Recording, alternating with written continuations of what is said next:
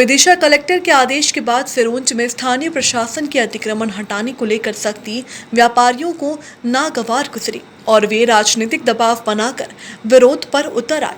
अतिक्रमणकर्ताओं के चालान काटने पर वस्त्र व्यापार संघ ने विरोध जताने का कोई अवसर नहीं छोड़ा।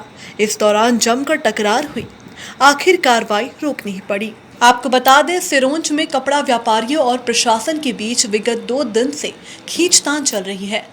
वैसे तो लॉकडाउन खुलने के बाद से ही प्रशासन और कपड़ा व्यापारियों के समक्ष समन्वय नहीं बैठ पा रहा है।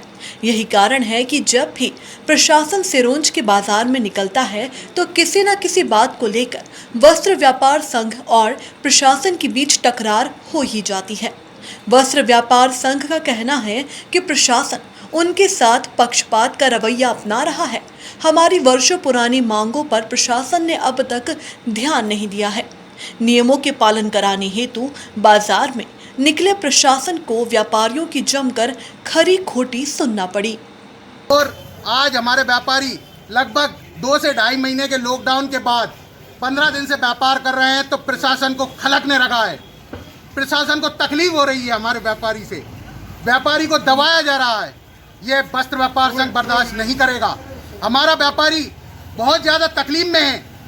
सिरोंज का व्यापार केवल 2 महीने का होता है, जब फसल आती है जब ही व्यापार होता है। यहाँ कोई सर्विस क्लास व्यापार नहीं है, किसान आधारित व्यापार है। यहाँ पर व्यापार चल रहा था, इतने में प्रशासनिक अमला आया, हमारे कुछ एक दो दुकानदारों के चालान बनाए। जैसे ही मुझे पता चला, चांदनी चौक में मैं पहुँचा, मैंने मैडम से पूछा किसके आदेश के लिए? कलेक्टर साहब के आदेश से हम यहाँ आए हैं। मैंने कहा कलेक्टर साहब को बुलाइए, हमारी समस्या का समाधान कीजिए। बाजार में 4 पहिया वाहन सुबह 8 से रात्रि 8 तक प्रतिबंधित है। आपको भी पता है, 4 पहिया वाहन दिन भर निकलता है, ट्रैफिक जाम होता है, ट्राली ट्रैक्टर निकलते हैं, बैलगाड़ी निकलती हैं, व्यापारी सबको निकलने देता है, जबकि बाजार व्यापारी का उसे परेशान किया जा रहा है। ये बताओ, देश में कहाँ अतिक्रमण नहीं है? दिल्ली में अतिक्रमण नहीं है, इंदौर में अतिक्रमण नहीं है, भोपाल में अतिक्रमण नहीं है। देश के किस कोने में अतिक्रमण नहीं है व्यापारी का? बाजार व्यापारी का होता है, प्रशासन का नहीं। लाखों रुपए का कपड़े का नुकसान हो जाता है, लेकिन कोई जनप्रतिनिधि देखने नहीं आता। इसके लिए हम पूरे जनप्रतिनिधियों को चेतावनी देते हैं, अगला नगर पालिका चुनाव आने वाला है, हम उसका बहिष्कार करेंगे। बाजार में एक भी झंडा बैनर नहीं लगने देंगे। ये वस्त्र व्यापार संघ की चेतावनी है।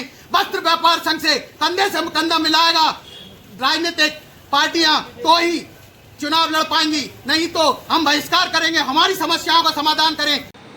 विदिशा से अब्दुल अलीम की रिपोर्ट।